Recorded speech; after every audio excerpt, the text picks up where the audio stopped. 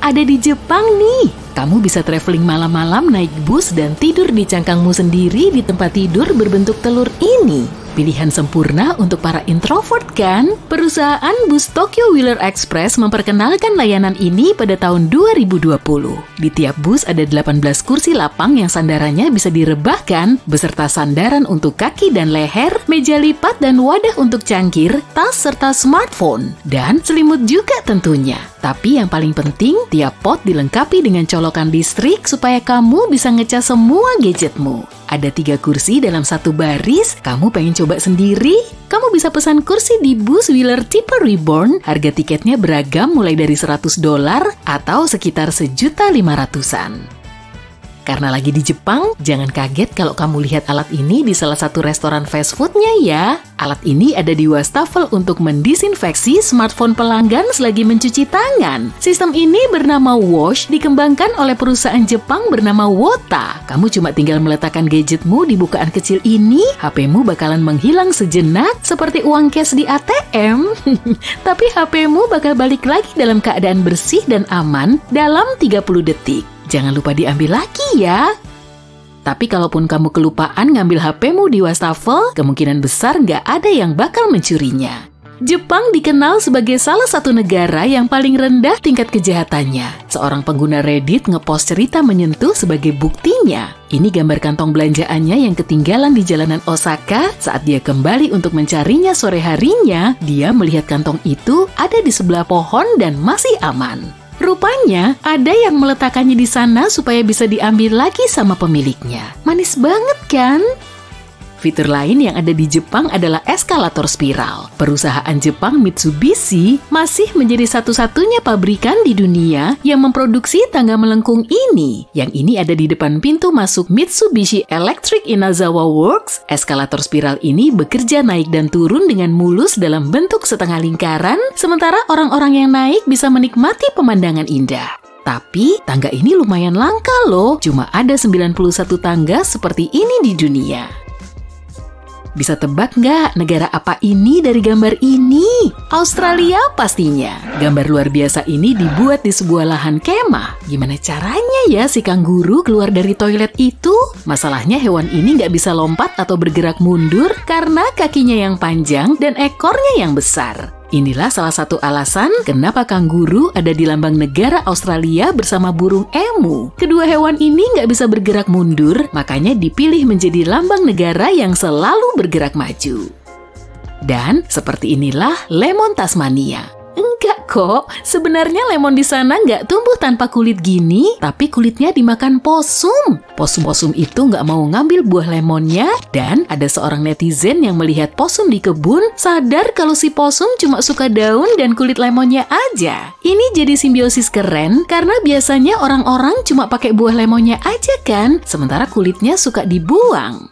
Karena lagi jalan-jalan di hutan, hati-hati ya sama laba-laba golden huntsman karena hewan ini suka habitat yang seperti ini. Laba-laba dewasanya punya kaki yang bisa tumbuh sepanjang 15 cm. Serangga seram ini termasuk golongan Sparacidae. Dia mendapat nama ini karena kecepatan dan tipe berburunya, tapi ada lagi julukannya. Laba-laba kepiting raksasa, alasannya karena tampilan dan ukurannya. Meski laba-laba huntsman ini berbisa dan gigitannya sakit banget, tapi biasanya nggak butuh penanganan di rumah sakit kok. Lihat deh, bisa tebak nggak negara mana tempat foto termometer ini diambil? Yap, Australia lagi. Suhu tertinggi yang pernah tercatat di negara ini adalah 51 derajat Celcius. Tapi itu belum masuk rekor dunia. Hari terpanas yang pernah terjadi dalam sejarah adalah di tahun 1913 di California. Suhunya mencapai 57 derajat Celcius.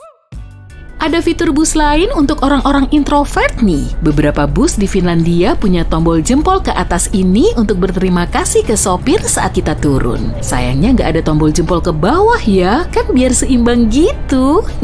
Gimana kalau perjalanannya nggak nyaman? Atau kita naikin ceria aja deh. Di Finlandia, kamu bisa naik gondola sauna pribadi loh. Sky Sauna pertama di dunia memulai operasinya pada tahun 2016. Banyak turis dan warga lokal sudah menikmati fitur ini selama bertahun-tahun. Kamu bisa menikmati hangatnya sauna di gondola ini selagi naik ke ketinggian 40 meter dan melihat pemandangan menakjubkan kota Helsinki. Setelah mendarat, penumpangnya bisa istirahat di jacuzzi dan lanjut mandi setelahnya. Pabrikannya tentu harus kreatif saat memikirkan sumber daya untuk gondola itu. Hasilnya mereka membangun pemanas elektrik khusus untuk menyediakan pasokan energi yang konstan. Kamu tahu nggak, pizza kebab adalah makanan nasional Swedia loh. Uniknya, ini adalah salah satu fast food paling populer di negara itu. Pizza ini punya topping daging kebab dan bahan lain seperti saus tomat, keju, bawang bombay, paprika, dan saus kebab. Toppingnya bisa beda-beda tergantung restorannya, tapi umumnya hidangan ini menggabungkan makanan Italia dan Turkiye. Pizza ini ditemukan oleh imigran Timur Tengah di Swedia, tapi pencipta asli pizza kebab tidak diketahui. Begitu juga kapan waktu dibuatnya pertama kali. Namun diyakini pizza kebab ini muncul tahun 1980-an saat restoran kebab dan falafel mulai dibuka di seluruh Swedia. Di beberapa wilayah sudah makin banyak restoran yang menyediakan pizza dan kebab. Dan suatu saat ada yang punya ide jenius untuk menggabungkannya jadi satu menjadi hidangan nikmat ini. Sambutlah hidangan nasional aneh lainnya, hiu fermentasi yang dinamakan hakkar. Ini adalah makanan tradisional di Islandia. Banyak orang bertanya-tanya, kenapa orang Islandia makan hiu busuk? Alasannya simple, jika nggak difermentasi, hiu Greenland itu beracun. Proses fermentasinya lumayan lama dan rumit, tapi proses ini bisa menghilangkan zat-zat beracunnya. Metode tradisional ini dimulai dengan meletakkan hiu di dalam lubang sempit yang digali di pasir berkerikil, kemudian hiu itu ditutup dengan pasir dan bebatuan supaya cairan dalam tubuhnya bisa keluar. Proses fermentasi selanjutnya butuh waktu 6-12 minggu tergantung musim. Lalu hiunya dipotong dan digantung sampai kering selama beberapa bulan. Setelah itu kamu tinggal buang kerak coklatnya dan potong lemak hiu itu kecil-kecil. Selamat makan! Peru punya bukit pasir tertinggi di dunia namanya Cerro Blanco. Berlokasi di wilayah Nazca yang gersang di barat daya Peru, bukit pasir ini dikenal sebagai Everestnya gurun pasir. Tingginya mencapai 12 ribuan meter dari dasar ke puncaknya dan pemandangannya sangat menakjubkan. Bukit pasir ini berada di dekat lokasi menarik lain yaitu Nazca Lines. Berlokasi di Peru bagian selatan, kumpulan geoglif ini terukir di lahan gurun berpasir. Geoglif itu pada dasarnya adalah gambaran besar yang dibuat di tanah dengan menyusun garis dan bebatuan. Tujuannya berkaitan dengan astronomi dan ini adalah lokasi ziarah. Nazca Lines mencakup area hampir 50.000 hektar, ada sekitar 70 gambaran hewan, tumbuhan, dan lebih dari 300 bentuk geometrik. Beberapanya bahkan sepanjang 365 meter loh. Makanya gambar ini terlihat jelas dari udara atau dari puncak bukit terdekat. Ilmuwan percaya garis-garis itu digambar oleh orang-orang Nazca yang hidup sekitar tahun 1-700 Masehi. Dan karena kita lagi ngomongin gurun yang Instagram worthy, coba kita lihat ini deh. Ini adalah raksasa prasejarah. Patung yang bernama Mano de Desierto, yang berarti tangan gurun ini, berlokasi di tengah gurun Atacama di Chili. Tangan raksasa yang menjangkau langit ini punya dasar dari besi dan beton. Tinggi patung ini 11 meter dan berada sekitar 1000 meter di atas permukaan laut.